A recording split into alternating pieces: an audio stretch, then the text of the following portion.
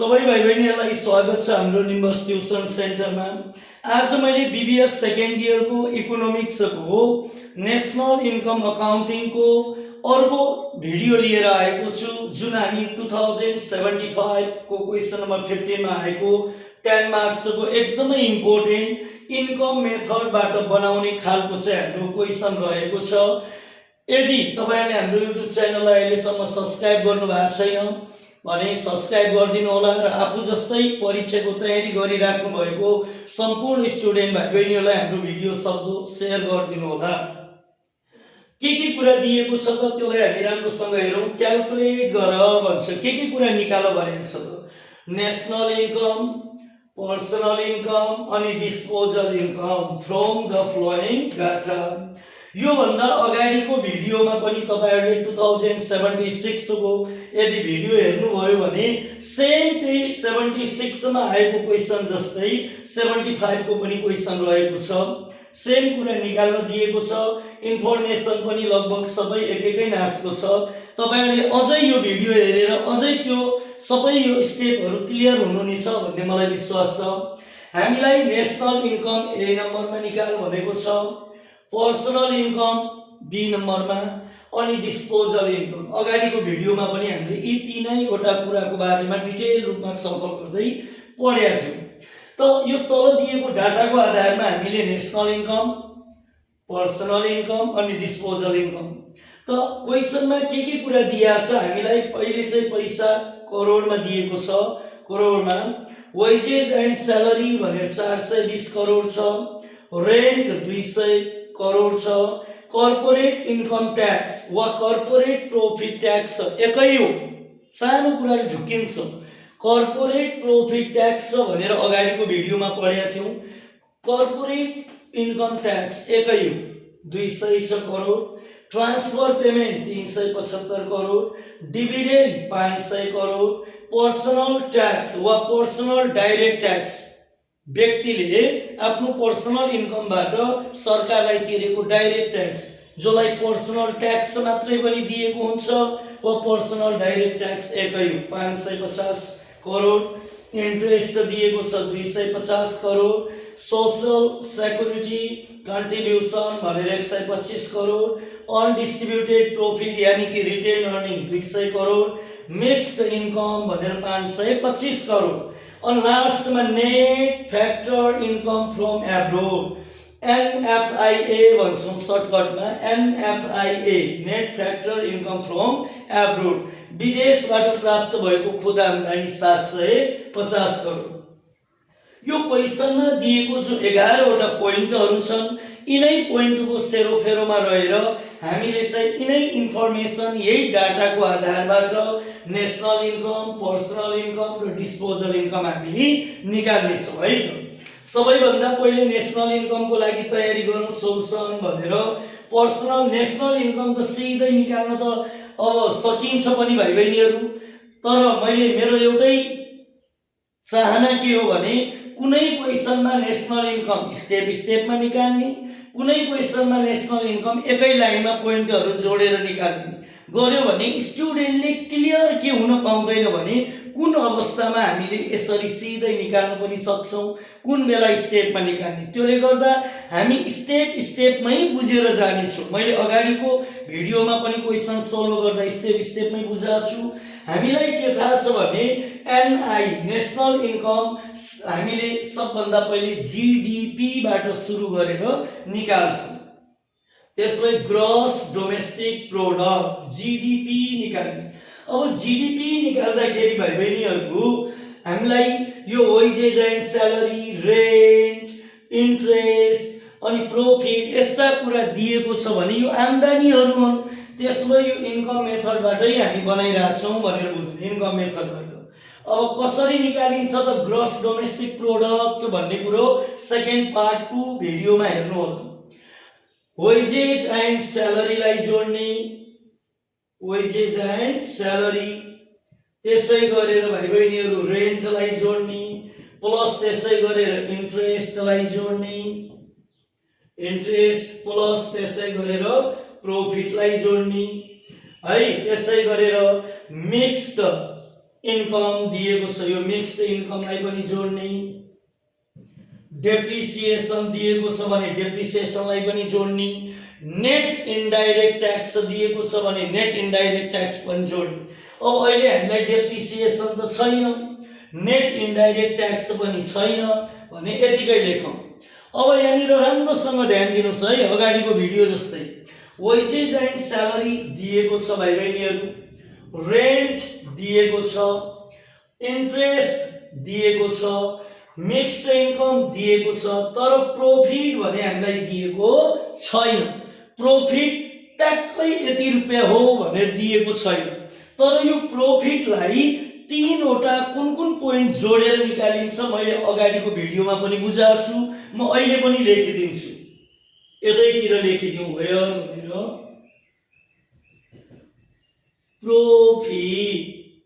Profit भनेकै हामीले चाहिँ यो corporate income tax, corporate income tax plus undistributed profit, undistributed profit plus dividend,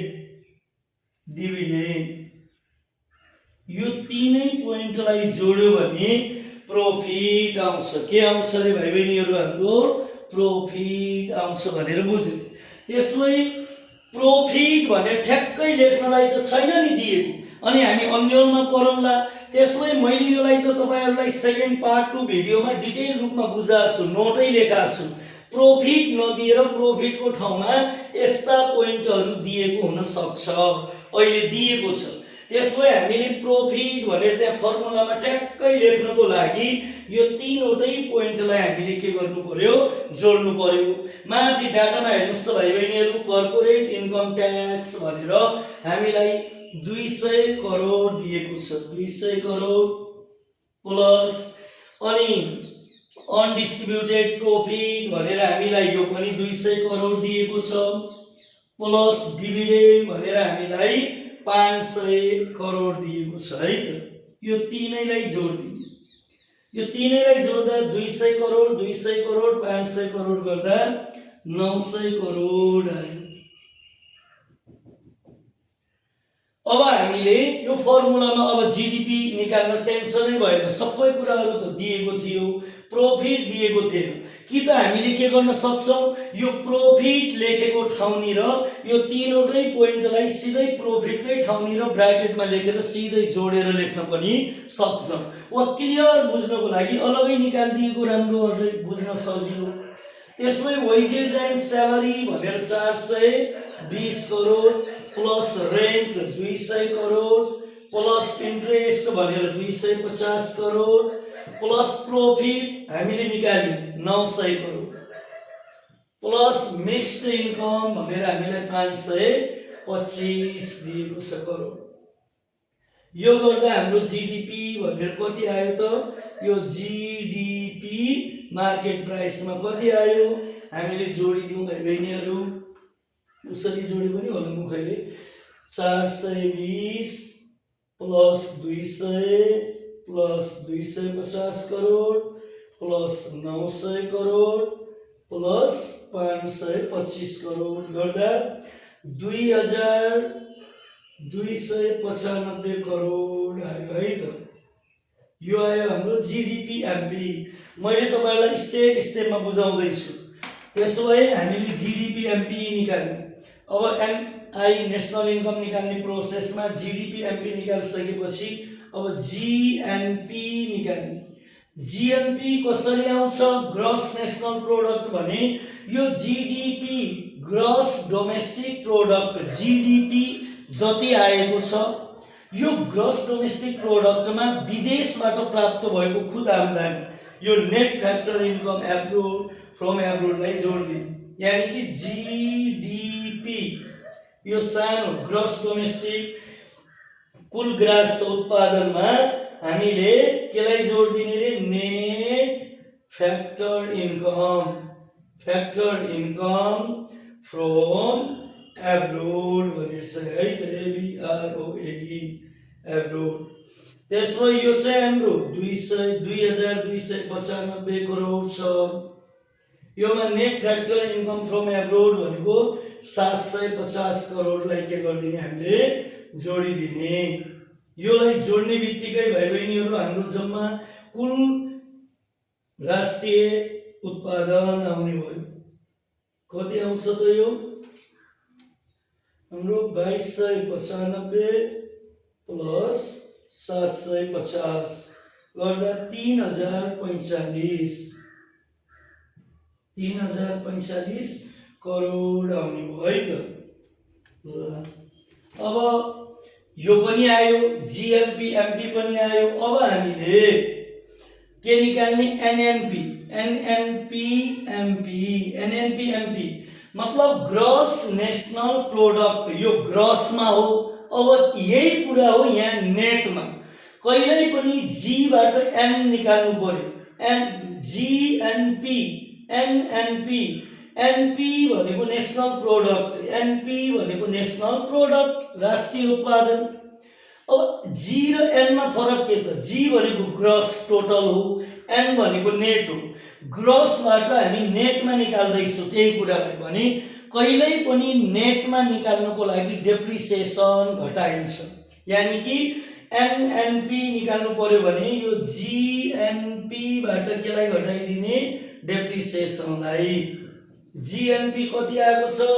3045 crore मा डेप्रिसिएसन वा क्यापिटल कन्जम्पसन अलाउन्स भनेको एउटै हो। त्यो डेप्रिसिएसन भन्ने पोइन्ट नै दिएको छैन, 0। त्यसमै हाम्रो एनएनपी एमपी 3045 करोड नै हुने भयो। यति बुझ्यौ। अब निकालौँ हामी एनएनपी एमपी निकाल्यौँ। अब एफसी फ्याक्टर कस्ट भनेर निकाल्ने। एनएनपी यो मार्केट प्राइसमा हो एनएनपी। अब हामीले एनएनपी केमा निकाल्ने? Factor cost. किनकि नेशनल इन्कम भनेकै यही हो नेशनल इन्कम भनेको। अर्को शब्दमा एनएनपीलाई फ्याक्टर कस्टमा निकाल्नु भनेकै राष्ट्रिय आम्दानी हो, नेशनल इन्कम हो। त्यही भएर एनएनपी पछि एफसी किन निकाल्ने नभन्नु होला। एनएनपी जो मार्केट प्राइसमा छ त्यसलाई फ्याक्टर कस्टमा निकाल्यौँ भने यो एनएनपी जो फ्याक्टर कस्टमा आउँछ त्यो भनेकै नेशनल इन्कम हो भाइ बहिनीहरू। त्यही भएर अब हामीले एनएनपी एमपीलाई फ्याक्टर कस्ट कहिल्यै पनि यो मार्केट प्राइसलाई फ्याक्टर कस्टमा निकाल्दाखेरि, यो एमपीलाई फ्याक्टर कस्टमा निकाल्दाखेरि नेट इन्डाइरेक्ट ट्याक्सलाई घटाउनु पर्छ। कहिल्यै पनि मार्केट प्राइसवालालाई फ्याक्टर कस्टमा निकाल्न के गर्नुपर्छ? नेट इन्डाइरेक्ट ट्याक्स कहिल्यै पनि घटाउनु पर्छ। त्यसै एनएनपी त एनएनपी हो, यो पनि एनएनपी हो। तर एमपीलाई एफसीमा निकाल्न के गर्ने? त्यो माथिको जो एनएनपी एमपीमा आएको छ त्योबाट नेट इन्डाइरेक्ट ट्याक्सलाई घटाउने। त्यसै एनएनपी एमपी त कति आएको छ माथि? 3045 करोड। यो 3045 करोडबाट नेट इन्डाइरेक्ट ट्याक्स भन्ने पोइन्ट नै छैन, नदिएको भएपछि इन्डाइरेक्ट ट्याक्सबाट सब्सिडी घटाउने। अहिले सब्सिडी पनि छैन, इन्डाइरेक्ट ट्याक्स पनि छैन, निकाल्न सकिँदैन भने 0। त्यसो भए अब हामीले यहाँनिर के बुझ्नु पर्यो भने भाइ बहिनीहरू एनएनपी एफसी अथवा यो भनेकै नेशनल इन्कम हो। म लेखिदिँदैछु नेशनल इन्कम है त। त्यसो एनएनपी एफसी निकाल्नु भनेकै नेशनल इन्कम एनआई निकाल्नु हो। यो कति आयो त? 3045 करोड नै आयो भनेर बुझ्नुहोस् है त। 3045 करोड। अब मैले एक एक गरेर किन बुझाओ तपाईहरुलाई सानो क्वेशन ठुलो क्वेशन जस्तो दिए पनि एक एक गरेर स्टेपमा बनाउनु भयो भने तपाईहरुले सबै कुरा बुझ्नु हुनेछ, तपाईहरुलाई सजिलो लाग्नेछ भनेर। त्यसै यो कुरा याद राख, 3045 करोड आयो नेशनल इन्कम। नेशनल इन्कम निकालिसकेपछि अब हामीलाई बी नम्बरमा के भनेको छ? यो ए नम्बर है त भाइ बहिनी, ए नम्बर। बी नम्बरमा पर्सनल इन्कम। अब पर्सनल इन्कम निकाल्ने कुरो व्यक्तिगत आय, राष्ट्रिय आय, नेसनल इन्कम निकाल्यो। राष्ट्रिय आम्दानीमा त धेरै आम्दानीहरू जोडिन्छन्, धेरै पोइन्टहरू समावेश भएर बल्ल एउटा देशको राष्ट्रको आम्दानी आउँछ। तर पर्सनल इन्कम निकाल्दाखेरि धेरै कुराहरू घटाइन्छन् भाइ बहिनीहरू, धेरै कुराहरू व्यक्तिगत आम्दानीभित्र पर्दैनन्। राष्ट्रिय आम्दानी नेसनल इन्कममा धेरै पोइन्टहरू समावेश हुने भए तापनि, धेरै आम्दानीहरू राखिने भए पनि, तर पर्सनल इन्कम निकाल्नु पर्यो व्यक्तिगत आम्दानी भने त्यसमा धेरै कुरा समावेश हुँदैन। जुन जुन कुरा समावेश हुँदैनन् त्यसलाई पर्सनल इन्कम निकाल्दाखेरि हामी घटाउँछौँ। अब म तपाईहरुलाई लेख्छु पर्सनल इन्कम पीआई निकाल्दा के गर्ने भने जो अहिले भर्खरै नेसनल इन्कम भनेर आएको छ नि, यो national income 3045 crore national income, यो नेसनल इन्कमबाट के कुरालाई घटाउने त? के कुरा घटाउने भने कर्पोरेट प्रॉफिट टैक्स वा कर्पोरेट इन्कम टैक्स भनेर दिया छ अहिले, त्यो एउटै हो, प्रॉफिट टैक्स वा इन्कम टैक्स लाई घटाउने। त्यसै गरेर अनडिस्ट्रिब्युटेड प्रॉफिटलाई घटाउने, अनडिस्ट्रिब्युटेड प्रॉफिटलाई घटाउने। त्यसै गरेर सोशल सेक्युरिटी कन्ट्रिब्युसनलाई पनि घटाइदिने, अनि ट्रान्सफर पेमेन्टलाई चाहिँ के गरिदिने, जोडिदिने। ट्रान्सफर पेमेन्ट यो स्टेप एउटै हो, बारम्बार भिडियोलाई राम्रोसँग हेर्ने हो, अगाडिको भिडियोमा पनि यही कुरा एक्सप्लेन गर्दै बुझाएको छु। त्यसमै नेसनल इन्कम कति आएको छ हाम्रो 3045 करोड, 3045 करोड। योमा हामीले कर्पोरेट इन्कम ट्याक्स भनेको कति छ 200 करोड। त्यसै गरेर अनडिस्ट्रिब्युटेड प्रॉफिट भनेर पनि 200, सोशल सेक्युरिटी कन्ट्रिब्युसन भनेर 125, अनि ट्रान्सफर पेमेन्ट भनेर कति दिएको छ त भाइ बहिनीहरू हामीलाई? ट्रान्सफर पेमेन्ट 375 करोड है त। ल योलाई जोड्यो भने पर्सनल इन्कम जोडेर घटाइदिउँ घटाउने कुरालाई। 3045 नेसनल इन्कमबाट कर्पोरेट इन्कम ट्याक्स कति छ हाम्रो -200 करोड, माइनस अनडिस्ट्रिब्युटेड प्रॉफिट पनि कति छ 200 crore, minus social security contribution 125 crore, plus transfer payment चाहिँ 375 दिएको छ। यो आयो 2895, 2895 करोड आयो है त यो पर्सनल इन्कम। किनभने नेसनल इन्कम देशको राष्ट्रको टोटल आम्दानीबाट कर्पोरेट इन्कम ट्याक्सलाई घटाउने, किनभने यो ट्याक्स त सरकारले पाउने हो, व्यक्तिले पाउने हैन नि त।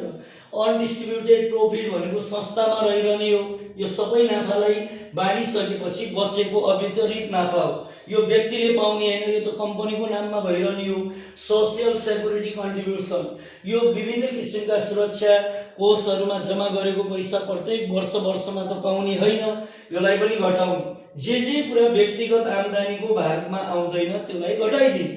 अनि ट्रान्सफर पेमेन्ट भनेर भन्छ, यो विभिन्न चाहिँ भत्ताहरू सुविधाहरू दिएको चाहिँ व्यक्तिले प्राप्त गर्छ, यसलाई चाहिँ जोडिन्छ। अब यसै गरेर सी नम्बरमा डिस्पोजल इन्कम भनेर भनेको छ, डिस्पोजल इन्कम डीआई।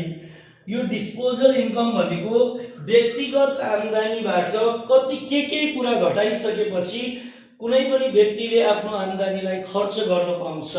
यानी कि पर्सनल इन्कम व्यक्तिगत आय भनेर त हामीले 2895 करोड त निकाल्यौं, तर कुनै व्यक्तिले 2895 करोड नै खर्च गर्न त पाउने हैन नि, किनभने पर्सनल इन्कम उले जति उसको व्यक्तिगत आम्दानी प्राप्त भएको छ त्यसबाट उले आफ्नो व्यक्तिगत ट्याक्स, डाइरेक्ट ट्याक्स वा पर्सनल ट्याक्स यो आम्दानीबाट के गर्नुपर्छ, तिर्नुपर्छ। उले यो जम्मा पर्सनल इन्कमबाट आफूले तिर्ने पर्सनल ट्याक्स घटाइसकेपछि बचेको पैसा आम्दानीलाई मात्रै उले युज गर्न पाउँछ, खर्च योग्य हुन्छ, खर्च गर्न पाउँछ। त्यसलाई भन्छौँ डिस्पोजल इन्कम। त्यही भएर कति पैसा उसले आफ्नो कमाएको आम्दानीलाई खर्च गर्न पाउँछ भनेर निकाल्नको लागि के गर्ने, जम्मा पर्सनल इन्कमबाट पर्सनल ट्याक्स वा पर्सनल डाइरेक्ट ट्याक्स भनेर दिएको छ। पर्सनल ट्याक्स मात्रै पनि भनेको हुन्छ वा पर्सनल डाइरेक्ट ट्याक्स भने आउँछ। यो कति दिएको छ त 550 करोड चाहिँ तिर्दो रहेछ। त्यसपछि 2895 करोडबाट उसले कति पर्सनल डाइरेक्ट ट्याक्स तिर्दो रहेछ त 550 करोड। 550 करोड उसले सरकारलाई प्रत्यक्ष कर वा व्यक्तिगत ट्याक्स तिरिसकेपछि पर्सनल ट्याक्स, अब उसले बाँकी कति रुपियाँ खर्च गर्न पाउँछ भनेर आउँछ है त। 2895 बाट माइनस 550 करोड घटाइदिँदा 2345 2345 करोड बराबर खर्च योग्य आम्दानी डिस्पोजल इन्कम हो। यानी कि अब उसले यसलाई खर्च गर्न पाउँदैन कि यसलाई खर्च गर्न पाउने। यदि त उसको पर्सनल इन्कम भयो, त्योबाट उसले 550 करोड बराबर सरकारलाई पर्सनल ट्याक्स तिरिसकेपछि बचेको आम्दानी जो 2345 करोड छ, यो पैसा उसले खर्च गर्न पाउँछ भनेर आउँछ है त। आशा छ सबै भाइ बहिनीहरूको लागि यो भिडियो पक्कै पनि फाइदाजनक छ। तपाईहरुले बुझ्नुभयो, बुझ्नु भएन या कस्तो लाग्यो, तपाईहरुले धेरै अरूको पनि भिडियो हेर्नुभयो होला, बुझियो बुझिएन पक्कै पनि कमेन्ट गर्नुहुनेछ भन्ने मलाई विश्वास छ है त।